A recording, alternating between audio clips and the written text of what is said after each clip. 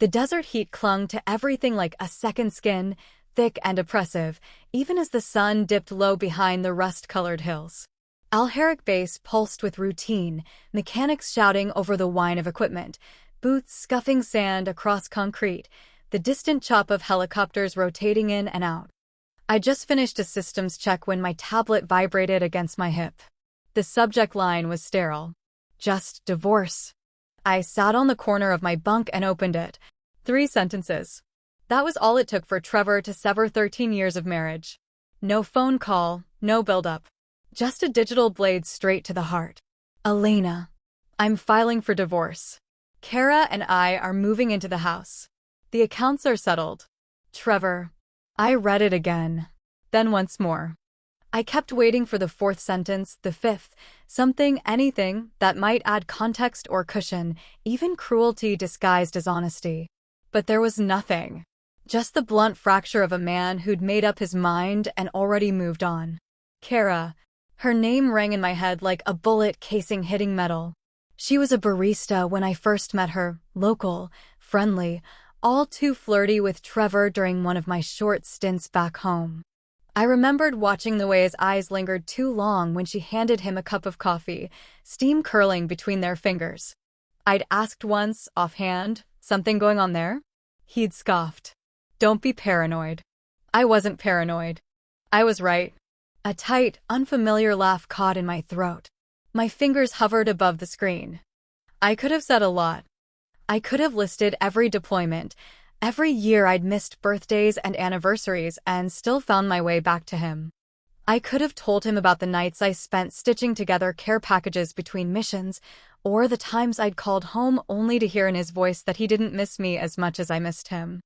I could have reminded him that I'd built our life, every brick, every cent, every sacrifice. But I didn't. Instead, I typed one word, affirmed. I hit send. There was no drama. No tears. Just a strange stillness.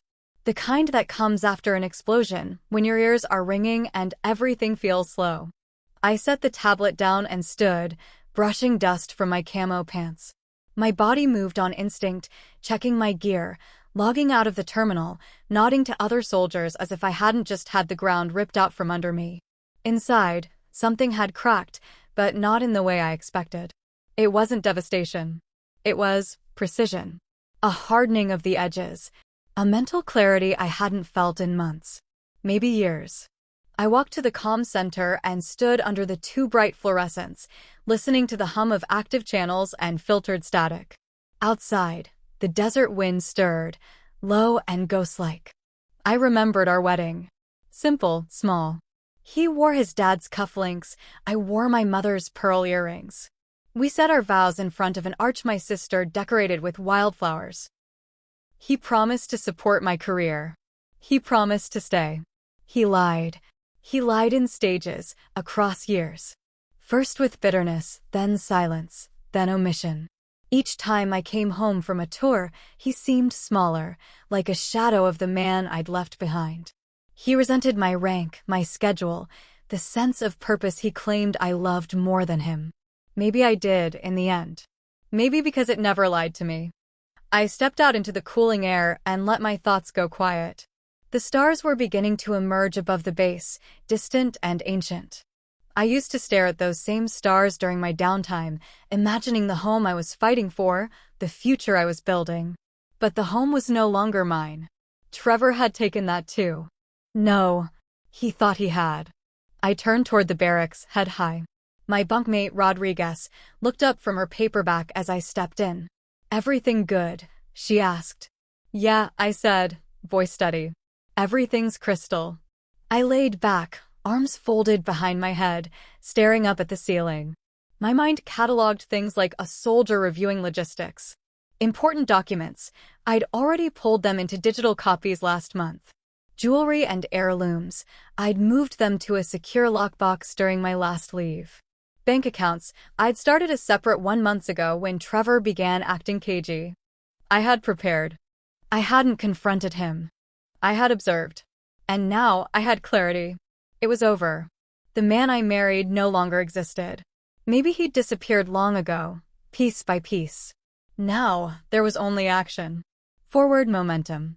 My deployments had taught me the value of timing, of keeping your emotions compartmentalized until the mission was complete.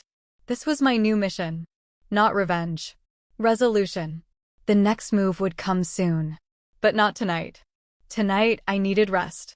Because now, I was no longer tethered to someone else's weakness. I was free. And Trevor? He had no idea what I was capable of. It didn't start with the email. That was just the final blow, the one that officially ended what had been dying for years. The truth is, I'd been preparing for Trevor's betrayal long before his message ever reached my inbox at Alheric. It wasn't paranoia, it was instinct. A slow-burning recognition that the man I'd once trusted with my whole heart had shifted into someone I no longer recognized. I remembered the first signs clearly, though they came in whispers rather than shouts. After my second deployment, Trevor had been distant, brittle. He said all the right things, glad you're home, I missed you, but his eyes didn't match his words. I tried to chalk it up to stress, to the weird rhythm of long-distance marriage, to the adjustment that came with me slipping in and out of our shared life. But with each return, the distance between us grew. He hated how much I was gone. Hated the military-based culture, hated how the neighbors fawned over my rank and how the community respected me. At first, I tried to accommodate. I downplayed my promotions, wore civvies more often around him, skipped a leadership conference just to make it to his cousin's wedding. But none of it worked. His resentment bloomed like mold, spreading into every corner of our lives. He once told me I didn't need to be a warrior all the time. I remember standing in our kitchen, stunned, gripping the edge of the countertop. I had just gotten home from a 7-month tour, and the first thing he said after, "Welcome back," was to criticize the way I carried myself. Like I was too sharp, too commanding. As if being capable was something to be ashamed of. That was the moment I stopped trying to make him understand. I didn't confront him. Confrontation would have given him too much power, too much satisfaction. Instead, I planned. Quietly. Intentionally. I studied logistics for a living after all. Tactical advantage wasn't just something I used in combat. It applied to life. To survival. I started small. The family documents, birth certificates, our marriage license, my DD-214, the deed to our home, got scanned, uploaded, and encrypted to a secure cloud server. I told him I was organizing the filing cabinet. He didn't notice what was missing afterward. He rarely looked past his phone. Then I visited my grandmother's place during leave. Told her I wanted to store some heirlooms there for safekeeping, just in case. She was old school and suspicious of everyone, which made her the perfect ally. My mother's jewelry, the box of handwritten letters from my dad, the antique watch Trevor had tried to claim as ours, all of it stayed in Oregon under lock and key. Next came the finances. Every time Trevor withdrew from our joint account without telling me, I opened a separate one in my name. Small amounts at first. Transfer here, reallocate there. Nothing that would raise a flag. By the time I deployed again, I had a tidy little cushion of emergency cash, enough to keep me standing if the floor ever gave out. Which, as it turned out, it would. I kept my preparations secret not because I was afraid of him, but because I didn't want to waste energy explaining myself. I'd already tried that. He made me feel like I was asking too much just by existing as I was. Every time I succeeded, he shrank a little more, and I started to see how fragile his pride truly was. I don't think he ever imagined I'd outmaneuver him. He thought he was the one pulling strings, keeping tabs. But while he watched my leave dates and tracked my deployments like ammunition in an argument, I was building an exit strategy. I wasn't looking for a way out of the marriage yet, not until that last year, but I was making sure that if the time came, I wouldn't be caught defenseless. By the time I boarded the transport to Alheric for my final overseas tour, I had already detached from the idea of us. I wore my wedding ring out of habit, not sentiment. I stopped talking about him to my unit. And when Rodriguez asked if he'd visit, I told her plainly, not likely. He doesn't do dessert. That wasn't true. He'd loved the desert when we visited Arizona during our 3rd year of marriage. We'd hiked through dry ravines, laughed at our terrible sense of direction, watched sunsets burn the sky orange. But that Trevor was gone, and the man who remained had grown allergic to my world. I'd spent years choosing him over myself, over opportunities, over peace. And yet, he still saw me as the problem. My strength wasn't a source of pride to him, it was a threat. So when that email came, I wasn't blindsided. I was ready. I lay in my bunk the night after reading it, listening to the low hum of the bass generators, the occasional distant shout. I wasn't angry, not in the way I expected. The rage had already been burned out by years of quiet disappointment. What I felt now was resolve. This was the beginning of my own mission. Not to reclaim what was lost, but to expose what he'd taken. The alert came while I was reviewing incident reports in the operations tent. A simple ping from my phone, a digital pulse that barely stood out against the constant static of bass noise. I tapped the screen absently, expecting a routine notification. Instead, what I saw made my breath hitch. Bank alert. Withdrawal of $94,370.18 from joint savings account. I stared at the numbers, blinking once, then again. No decimals out of place. No typo.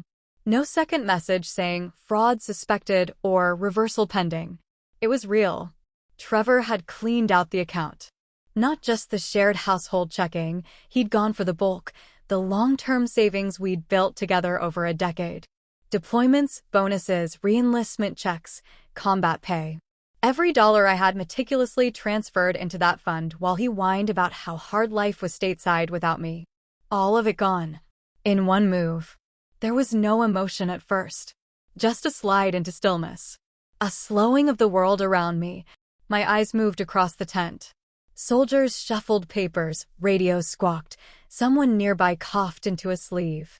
Everything continued, but I wasn't in it anymore. I was floating, as if my body were present, but my mind had stepped back to examine the wreckage of my life like it was a tactical map. I left the tent and walked across the base with controlled calm. Dust kicked up around my boots. The sky was that pale, glaring blue that made your eyes ache. I made my way to the base phone center, a small concrete building tucked behind the mess hall, where I could make a secure call without prying ears or satellite delay. My steps were measured, precise. Every part of me functioned on instinct now, mission mode.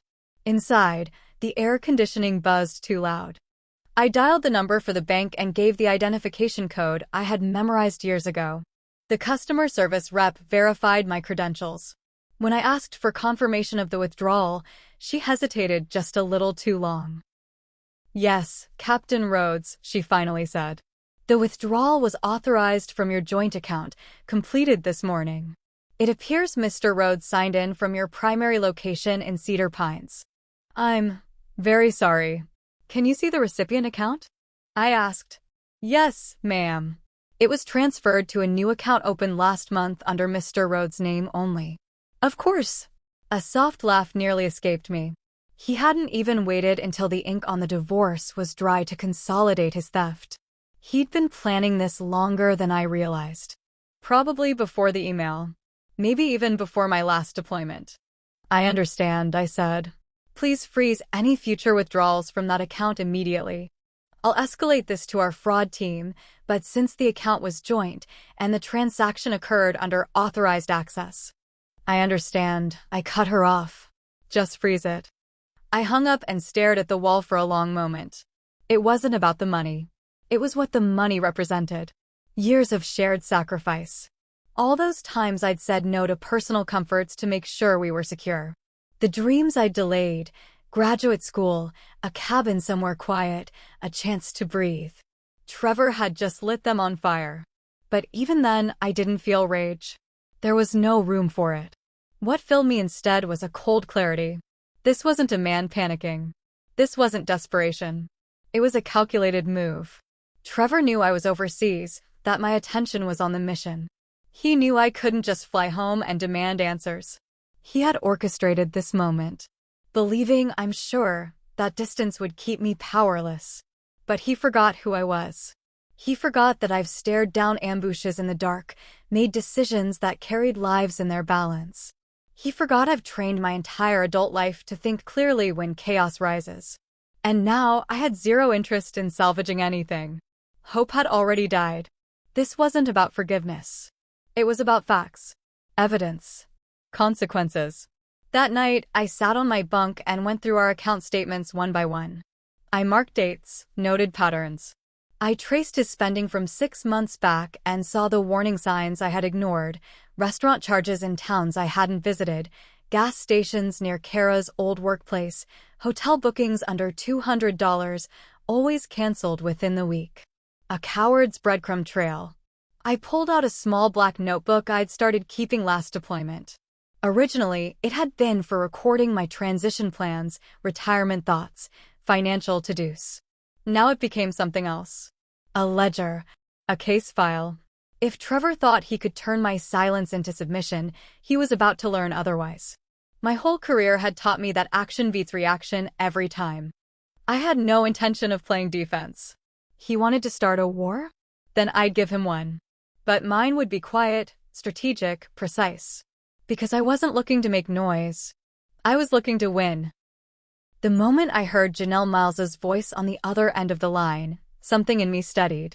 It had been 5 years since we'd last talked, longer since we'd seen each other in person, but she answered my call like no time had passed. "Lena," she said, her voice warm but sharp-edged, like a scalpel. "Tell me everything." We met during our early service years, bonded by late-night card games and a mutual intolerance for bullshit. She'd left active duty after her 3rd tour and gone to law school, rising fast through the legal ranks until she became one of the top defense attorneys in the Northwest. While I stayed in uniform, she traded fatigues for fitted blazers and learned how to dismantle lies with legal precedent. And right now, I needed her kind of firepower.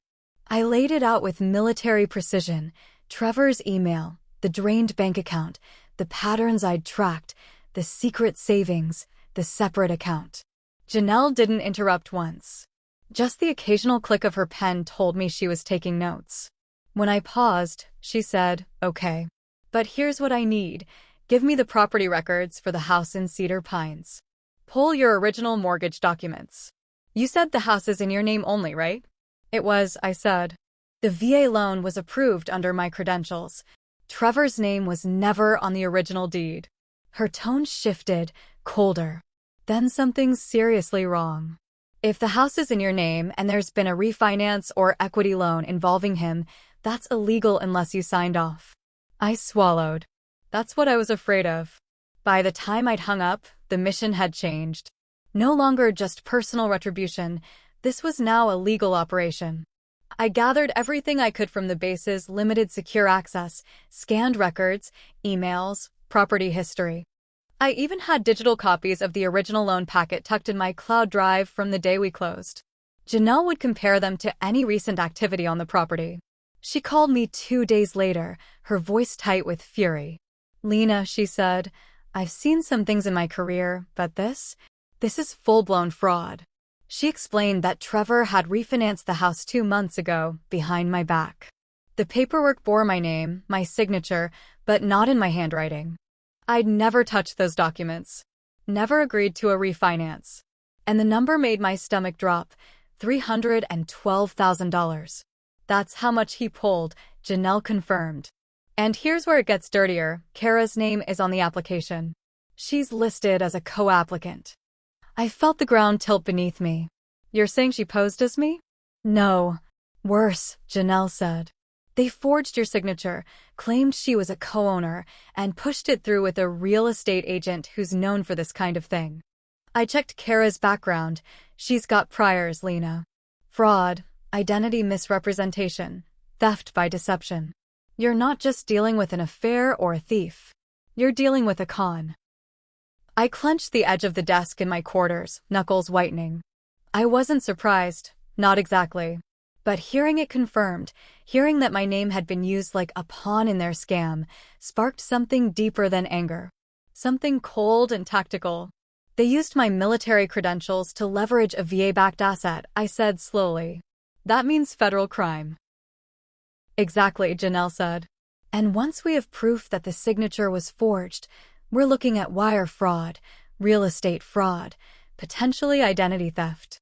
That refinance application is the key. I'm going to subpoena the full loan packet, and we'll get a handwriting analyst to verify it's not yours. What about the agent? I'm digging. Her name's Rita Morgan. She's worked with a couple shady brokers in Idaho. Had one deal collapse last year under questionable paperwork, but no one pushed charges. Yet, it was like watching a house of cards slowly fold inward, except I wasn't trapped under it. I was standing outside with a match in hand. I want to burn this down, I said quietly. Janelle didn't miss a beat. Then let's do it by the book. Because if we do this right, Trevor and Kara won't just lose the house. They'll face felony charges. The word felony echoed in my mind like a bell. This wasn't just betrayal anymore. This was criminal. Systematic. A deliberate violation of my life, my security clearance, my reputation. And they thought I wouldn't notice. That I'd be too far, too distracted, too broken to fight back. They'd underestimated me. Again. Janelle sent over an action plan, secure all remaining financial records, log every communication from Trevor or Kara, and keep my digital trail clean. She'd already contacted a legal investigator to start interviewing contacts in Cedar Pines. Meanwhile, she recommended I stay quiet, let them believe I was still on the ropes. You're a soldier, she reminded me. You know how to strike when they least expect it. I nodded even though she couldn't see me. I won't flinch. No, she said. You never have. That night, I sat with my tablet in hand, watching the base lights flicker across the walls of my quarters. Outside, the wind swept fine sand across the walkways, a quiet storm gathering just out of view. They thought they'd stolen my home. But I was coming for it, and everything they'd built on lies. Janelle called again 3 days later, this time with a name that had been floating just outside the shadows of this mess. Rita Morgan. I remembered it vaguely from a pile of holiday cards and junk mail back home.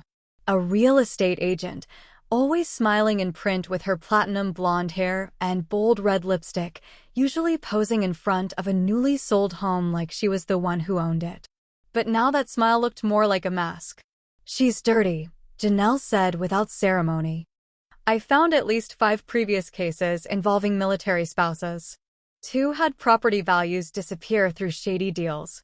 1 filed a complaint about forged signatures on refinancing paperwork. None of the cases made it to court. They either settled quietly or ran out of resources to fight.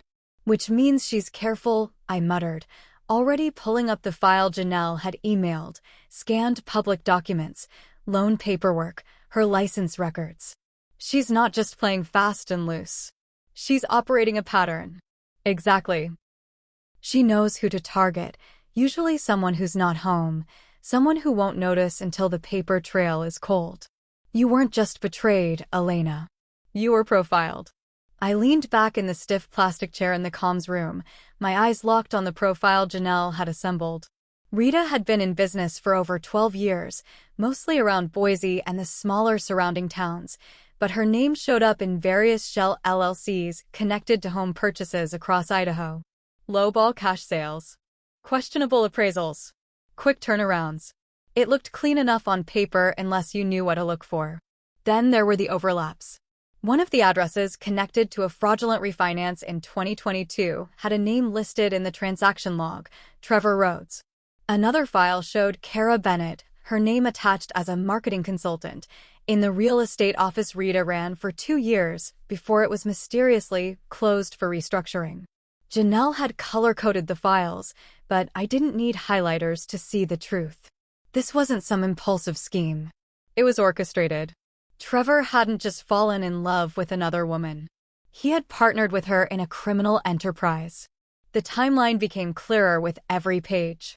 About a year ago, right after I'd left for a mission in Qatar, Trevor had listed our house as pre-market interest only. No for sale signs, no listing on public MLS databases. Just quiet, backdoor interest gathering. Kara must have used her charm to play the role of doting wife while I was gone, parading potential buyers through the place, acting like it was hers. Did you find anything on who was set to buy it?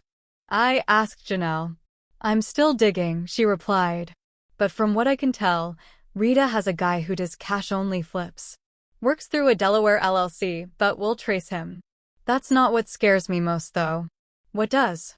There's a clause in the refinance agreement, she said carefully. It gives Rita's holding company power of attorney over the property if it's deemed abandoned by primary resident. Trevor filed a statement claiming you were deployed indefinitely and had relinquished occupancy rights. I blinked. He claimed I abandoned my home? Janelle sighed. He knew exactly how to word it. Used military-friendly language to make it sound like a formal transition of ownership.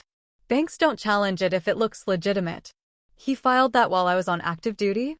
Yeah. Which means he violated the Service Members Civil Relief Act. That alone can bring federal heat. I felt heat surge through my chest, not from anger, but from sheer velocity. We were moving now. This wasn't a theory. This was a blueprint. They'd tried to erase me while I was halfway around the world, counting on my silence, my absence, and my loyalty. But they'd mistaken my restraint for weakness. Start building the case, I told her. You have everything you need. I already have, Janelle said. I've also found a financial analyst who's mapped out the kickbacks Rita's gotten from flipping these homes. She's not just helping people sell under the table. She's laundering equity. Did you find any signs she's done this to others who were on deployment? 3, possibly 4 cases match your profile, she said. 2 women and 1 man were all overseas when the transactions happened. One filed a report with JAG but got buried in bureaucracy.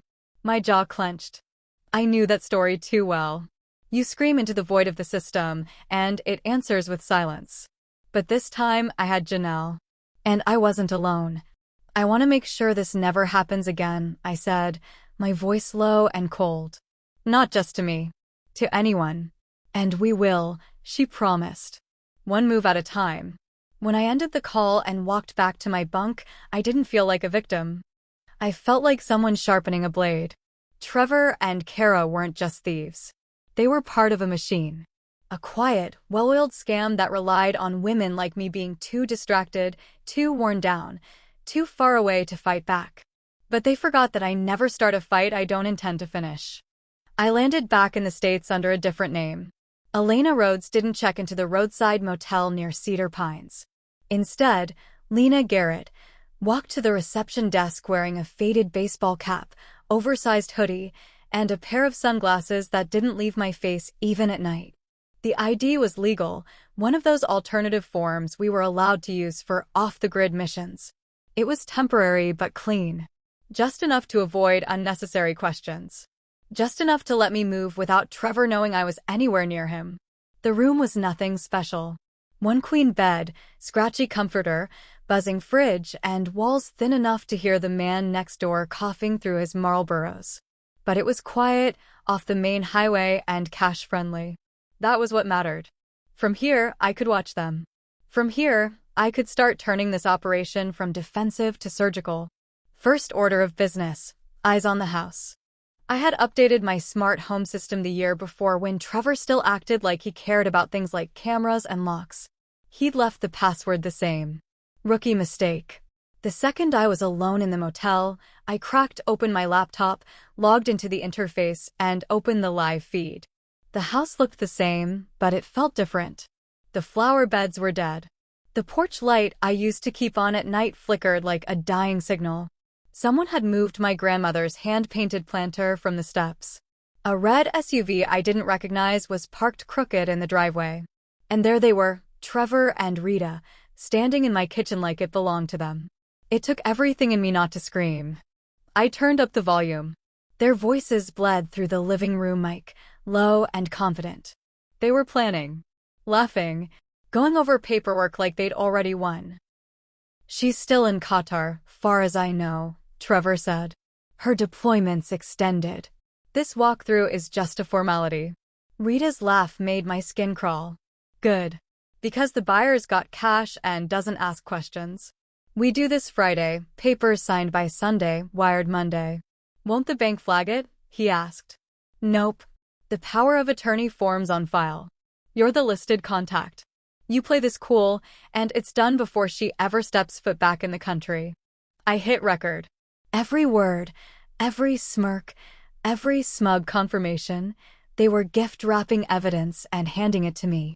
The buyer was a man in his 40s, tall, bald, clearly rushing through the home walkthrough like it was just another flip. He didn't ask why there were no family photos or why a couple of rooms were locked. Kara wasn't there, but Rita and Trevor were enough. They showed him the kitchen, the basement, the living room. Never once did Trevor mention that his wife was alive and well and legally owned everything under that roof. I followed the buyer's name from a printed folder Rita left on the counter. The camera zoom caught just enough of the label for me to search the LLC online. Delaware-based. No face, no trace. But it didn't matter, because I had them on video orchestrating it. And once Janelle got her hands on the footage, the rest would fall in place. I took a breath, heart hammering in my chest. This wasn't revenge. This was evidence. Justice. Exposure. Every second I watched that footage, I felt the last pieces of our marriage turn to ash. And I didn't mourn it. I welcomed the burn. The next day, I drove out to a strip mall 2 towns over and overnight the full footage to Janelle's office. I added a summary, timeline, dates, names, audio clips. She responded an hour later with one word, "Got it." Then, a second message, sending it to the FBI now. The weight of those words settled over me like armor. No more whisper networks. No more careful sidesteps. This was real. Federal. Back in my motel room, I watched the house again. Kara was back now, stomping through the living room in high heels and too much perfume, dragging what looked like a suitcase behind her. She was shouting something about Rita taking too long and Trevor screwing up again. I couldn't hear every word, but I caught the phrase, "It's not even her name on the title." That was the moment I knew Kara had overplayed her role. She didn't understand property law. Didn't understand that not her name meant the house was still legally mine. She had no idea the deal she was standing inside was made of counterfeit paper and stolen signatures. I kept recording, kept listening. This was no longer just about reclaiming my house. This was about exposing every player in their little criminal theater. They were arrogant and sloppy, and I had time, so I stayed quiet. I stayed patient. I watched from my dusty motel room like a sniper on a perch, finger off the trigger, but ready. They thought I was halfway around the world, but I was right here, and I was done waiting. I parked 4 houses down, engine off, hands still on the steering wheel. The street was quiet, suburban, sleepy, like nothing sinister had ever happened behind these perfectly trimmed hedges and beige fences. The air was thick with early morning dew, birds chirping like it was just another Wednesday in Cedar Pines. But I knew what was coming, and I wasn't moving until I saw it. The FBI had responded faster than I expected. Janelle forwarded the confirmation less than 12 hours after she sent the footage. A quiet investigation had already been underway involving Rita Morgan, and my evidence cracked it open. The refinance, the power of attorney clause, the surveillance video with sound, Trevor's voice on camera confirming the scam. It was enough to light a fire under the bureau. The plan was simple, an early morning walkthrough, just like Rita had scheduled with the buyer. The FBI would be waiting. They'd come in posing as interested parties, only to flash badges the second the deal was in motion. No dramatics. Just clean, federal procedure. But me? I wanted to see it. Not from a courtroom gallery. Not from an email alert. I needed to witness it with my own eyes, the exact moment Trevor realized he wasn't untouchable. That I hadn't crumbled overseas. That I had returned, quiet as a shadow and just as sharp. I watched through my side mirror. The buyer arrived first, in a silver Audi. He looked uneasy, pacing in front of the house like something felt off. I couldn't blame him. He was walking into a transaction built on lies, even if he didn't know it yet. Then Rita pulled up in her sleek black Mercedes, stepping out in heels that sunk slightly into the soft lawn. Her hair was styled, makeup flawless, every inch of her screaming confidence. Arrogance. She strutted up the walk like she was the queen of the cul-de-sac, portfolio in hand, ready to make another deal. Trevor followed moments later, locking his truck and heading toward the front door in a crisp polo shirt like he was just another homeowner. His ease made my skin crawl. He didn't hesitate. Didn't look around. He had no idea the storm waiting behind him. My pulse thudded slow and heavy. I gripped the wheel tighter. Then, movement. A black SUV pulled up behind the buyer's car, followed by two sedans that seemed unremarkable at first glance. But I recognized the way the agents stepped out. Unmarked vests, quiet radios, neutral expressions. FBI. It all happened in less than 60 seconds. The lead agent approached Rita, holding what looked like a manila folder in one hand. She smiled, reaching for her paperwork, thinking he was the buyer. That was when he flashed his badge. Everything shifted. Rita's face didn't fall immediately, it froze. Her mouth half open, eyes darting to Trevor as if she hadn't heard correctly. But when the second agent joined and began speaking directly to her, you could see the mask slide off. Trevor took a full step back, confused. Then, as the third agent approached him, his posture shifted. He tried to speak, hands up slightly, stammering something I couldn't hear. The agent didn't blink. He gestured toward the porch, instructing Trevor to sit. Within minutes, the entire front of the house was crawling with federal presence. Two more agents went around the side yard. One entered through the back with a warrant in hand. It was efficient, clinical. A federal takedown disguised as a house tour. I watched from my car as Kara bolted out the front door.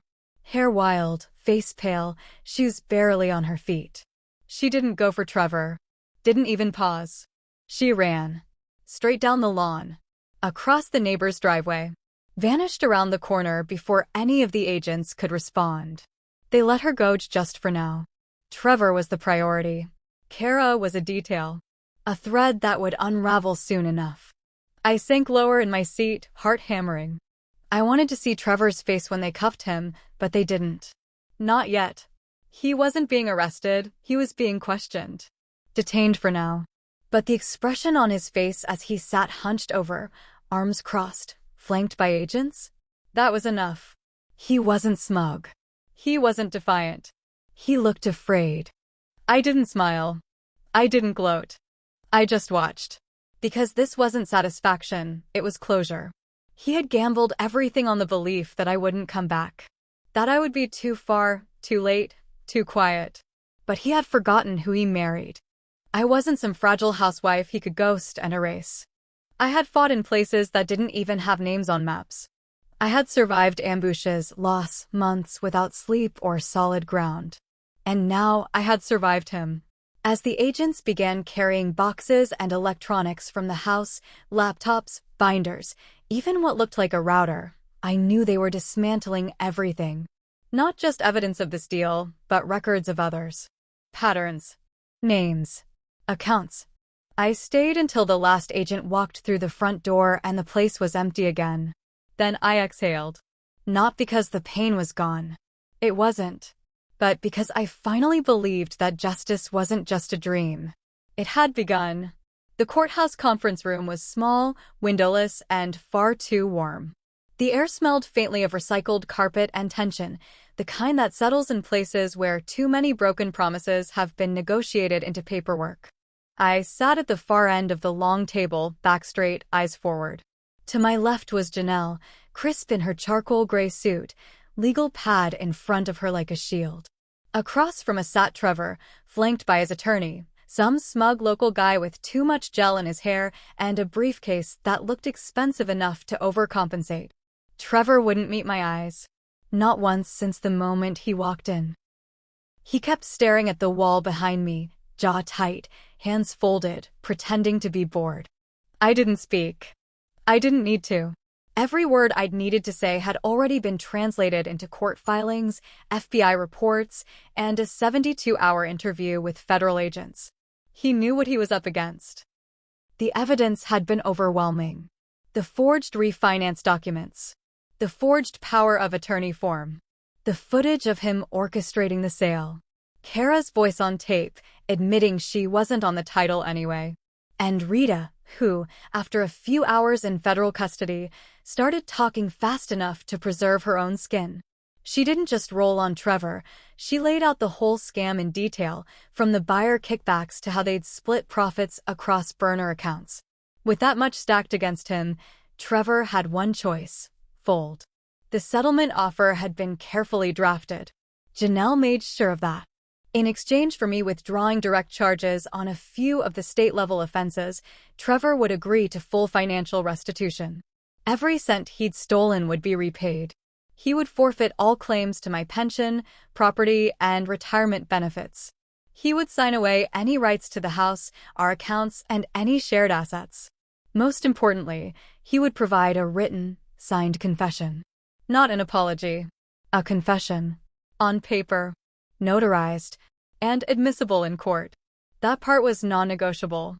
His attorney slid the documents across the table. Trevor's hand hesitated, just for a second, before picking up the pen. He didn't ask for changes. Didn't try to argue. I watched him as he scratched his name across the bottom of each page. His signature was smaller than I remembered. Tighter. Like he was trying to shrink inside of it. When he finished, he pushed the papers back with a kind of limp finality. His lawyer looked relieved. Janelle barely glanced at the stack before saying, "We'll have copies filed by the end of the day." That was it. 13 years of marriage reduced to 20 pages, a signature, and a silence so thick I could barely breathe. I stood. Trevor finally looked up. And in that moment, I saw everything I needed to see. Not guilt. Not regret. Just defeat. Not the kind that teaches someone a lesson. The kind that comes when a man realizes the house he built was made of stolen lumber, and the roof was never going to hold. Was it worth it? I asked quietly. His mouth opened, but no words came out. He looked at me like he didn't recognize the woman across the table. Maybe he didn't. Maybe he'd forgotten I was forged in fire long before I ever loved him. "Good luck," I said. Not kindly. Not cruelly. Just truthfully. Then I walked out. Janelle followed me to the elevators, her steps steady, her expression unreadable. When the doors closed behind us, she finally turned to me. "You did it." I nodded, the weight of it settling into my bones. "Not just for me." "No," she said. "You shut down an entire operation. FBI's pushing charges for Kara and Rita. They're both going away. And Trevor. The confession locks him out of civil protection," she said. "The Bureau's pursuing charges under federal mortgage and wire fraud statutes. He won't walk away clean." I leaned against the elevator wall and let out a breath I hadn't realized I'd been holding. It wasn't elation. It wasn't even relief. It was something deeper, an uncoiling of the rope that had been wound so tightly around my chest for months. Maybe years. The divorce finalized the next morning. The paperwork hit my inbox with a single-line email, final decree signed and recorded. No ceremony. No closure talk. No last-ditch plea to fix something already buried. I opened the document and read it twice. My name. My restored ownership. My freedom. And then I closed it. Later that evening, I stood alone outside the motel, watching the sky dim to purple above the Idaho hills. I had no home yet. No solid ground. But I had something better. I had myself. Trevor had tried to strip me down to nothing. Tried to take the house, the money, the name, the future. But what he never understood was that none of those things define me. I wasn't who I was because of the life we built. I was who I was because I survived when he tried to destroy it. And now it was time to rebuild. On my terms. The house in Cedar Pines sold fast. Too fast, if I was being honest. But then again, it had been prepped to move, scrubbed of everything that once made it mine. I signed the closing papers remotely through Janelle's office, never stepping foot inside again. There was no final walkthrough, no tearful goodbye, no salvaging what had already been gutted by betrayal. I let it go like shedding a worn-out uniform. It had served its purpose. It was time for something new. Ash Hollow, Montana wasn't where I expected to land. I hadn't even heard of the place until Janelle sent me a listing with the subject line, "This feels like you." At first glance, I wasn't sure. It was remote, secluded enough that cell service was patchy and grocery stores required a drive. But the more I looked, the more it called to me. A 2-bedroom cabin nestled at the edge of the woods, backed by pines so thick they looked painted. A wraparound porch. No neighbors in sight. Peace. Real peace. I bought it in full, no mortgage, no strings. Just a clean, quiet start. The first morning I woke up there, I didn't set an alarm. I didn't need to be anywhere. No briefings, no base drills, no emergency deployments. Just birdsong, a gentle wind through the trees, and the creak of old floorboards beneath my feet. I padded to the kitchen in socks, brewed a pot of coffee, and stood in the doorway watching fog lift off the hills like a breath being exhaled. I'd spent 20 years in the military learning how to move quickly, act decisively, anticipate chaos. Ash Hollow taught me to slow down, to listen, to breathe. I unpacked boxes slowly on my own schedule, letting each item find its place like pieces of a life I was building deliberately. My medals and commendations stayed in their cases, tucked neatly in a drawer. I didn't need them out to prove anything. Instead, I lined the mantel with framed photos. Me and Janelle from training days, my parents on their anniversary, my dog tags resting beside a folded flag from my first command. But something was missing. 3 weeks in, I drove down to the local shelter on a whim. I told the staff I wasn't looking for a puppy or anything too delicate. I want someone who's been through some stuff, I said. The woman behind the desk nodded and led me to the back. That's when I met Shadow. He was a mutt, part shepherd, part who knows what, with deep amber eyes and a scar that ran down one ear. They said he'd been found abandoned after a wildfire. Didn't bark. Didn't beg. Just stared like he was waiting for someone who wouldn't flinch. He came home with me that day. Shadow didn't demand attention. He followed me through the house quietly, settled near my feet when I read on the porch, waited beside the door when I left for groceries. We understood each other, silent companions in the act of healing. Neither of us needed noise, just presence. I started woodworking on the side. It had been years since I touched a lathe or held a chisel, but the muscle memory came back quick. I turned old pine into picture frames, built a bench for the porch, carved Shadow his own bowl.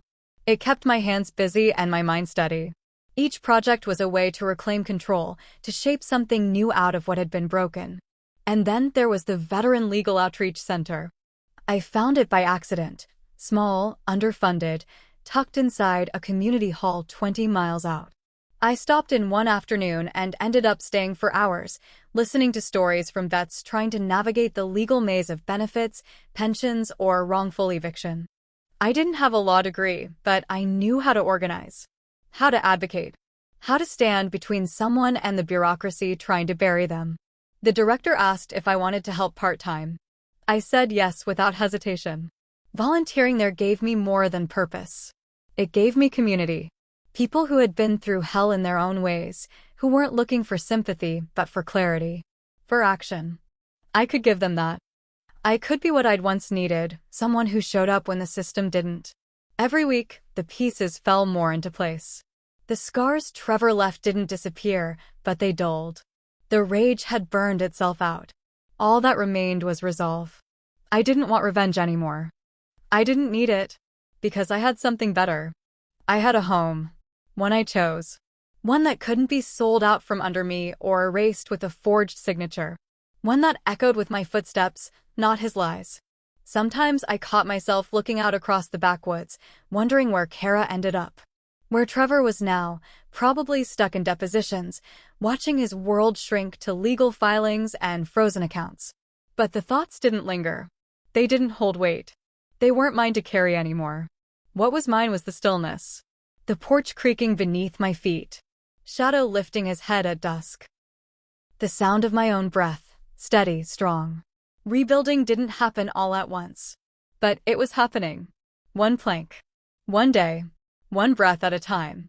It came in a plain white envelope with no return address, the kind of mail that usually ends up in the recycling bin without a second glance. But the postmark caught my eye: Norfolk, Virginia. Naval base territory. That alone was enough to make me pause. I sat at the kitchen table, Shadow curled beneath my chair, and opened it with careful fingers. There was no formal greeting. No fluff. Just a handwritten note in a neat, looping script. You don't know me, but you saved our home. The FBI gave me your name. Thank you. I read it twice, then a third time.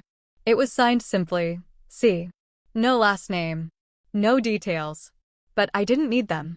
I knew exactly who it was. Another military spouse, another victim of Rita's network. Someone who'd nearly lost everything the same way I had, and hadn't, because I'd stood up when I could have stayed silent. I pressed the note flat on the table, the ink slightly smudged in one corner.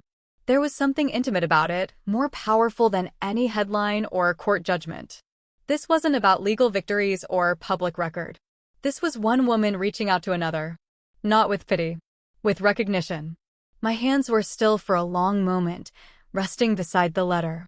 Outside, the wind rustled the tall pines, and the hum of a distant chainsaw cut through the morning stillness. Life moved on, as it always did. But for the first time in a while, I felt the impact of what I'd done settle deep and quiet. It hadn't just been about reclaiming my name or my home. Somewhere along the line, it had become bigger. Without knowing it, I had cracked open a door that others were now walking through. I stood and walked to the fridge. Tucked between a coupon for dog food and a grocery list scrawled on a sticky note, I placed the letter with a single magnet. I didn't want it hidden away in a drawer. I wanted to see it. To be reminded of what mattered, not the storm I'd survived, but the lighthouse I'd become on the other side. Shadow let out a soft sigh behind me, the kind of exhale that felt more human than canine. I reached down and scratched behind his ear. "We did all right," I murmured. The news had trickled in slowly after the settlement. Trevor had taken the deal, signed the confession, and was eventually charged as part of the broader federal investigation. He pled out on the advice of his lawyer and was now serving time in a minimum security prison. Not long, but enough. Enough for the world to see him for what he was. Rita hadn't been so lucky. Her cooperation with the FBI helped, but it couldn't erase the years of scams. Too many victims. Too many paper trails. She was facing a long sentence and had already forfeited her real estate license. The office in Boise had shuttered for good. Kara's whereabouts remained unknown. She'd disappeared the same day she fled the house, and according to Janelle, no one was in a rush to chase her down. She'd lost her leverage. Her allies. Her illusions of power. Justice hadn't been swift. It hadn't been cinematic. But it had arrived. And now I had mornings like this, quiet, grounded, real. After breakfast, I leashed Shadow and walked the trail behind the cabin, where the pine needles softened every step and the air smelled of sap and earth. We moved at our own pace, not because we had nowhere to be, but because we were exactly where we needed to be. Sometimes I thought about all the versions of myself I'd carried over the years. The young woman who said her vows believing love alone could hold a marriage together. The captain who led her team through missions in the blistering desert while her own home was being dismantled without her knowledge. The wife who didn't confront, but prepared. And the woman who returned not with vengeance, but with precision. I wasn't angry anymore. What I had now wasn't something Trevor could have ever given me, not in his best moments, not even if he'd tried. What I had was clarity. Ownership of my own life. Not a borrowed seat at someone else's table, but one I'd built with my own hands. In the woods. In quiet. With purpose. When I got back to the cabin, I made a fresh pot of coffee and sat on the porch while Shadow sprawled beside me in a patch of sunlight. The sky was wide and unbothered. Somewhere in the house, a stack of letters waited, other thank yous from people I'd met through the Veteran Outreach Center, stories shared over legal forms and coffee, women and men who now had what was theirs because I helped light the path. But that first letter, the one from C, meant something different. It reminded me that even when we think we're surviving alone, we aren't. Someone's watching, listening, waiting to be reminded that strength doesn't always look like shouting. Sometimes it looks like a woman who answers a betrayal with a single word, then follows it with action. I sipped my coffee and looked at the fridge through the window, the edge of the letter just visible behind the glass. "You don't know me, but you saved our home." That was enough. More than enough.